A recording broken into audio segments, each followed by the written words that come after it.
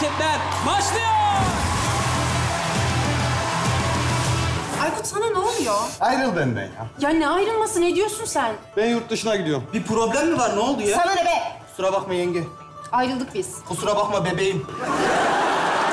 Ama burada çok mobbing var. Bu iş yerinde asgari şartlarda mobbing vardır. Doğru var. Abi sen nasıl dayandın bu mobbinglere ya? Oğlum sırf mobbing değil lan. Sen hiç tamponla dayak yedin mi? Sen hiç hava yastığıyla dayak yedin mi? Yok. Usta sen beni her şeyle dövmüşsün ya. Aferin. Senden olur. Nerede oturuyorsun? Tarlabaşı. Olmaz. Bundan sonra Nişantaşı'nda oturacaksın. Çok teşekkür ederim. Aşkım nasıl? Çok güzel aşkım. Bundan sonra arabayla geleceksin. Bu da arabanın anahtarı. Aa, çok teşekkür ederim. Sevgilin var mı? Var Selma. Bu olmaz. Bundan sonra bununla sevgili olacaksın. Türkiye güzeli. Aa, çok teşekkür ederim. Aşkım nasıl? Çok Güzel Hareketler 2 yeni bölümüyle Pazar Star'da. Çok güzel hareketler.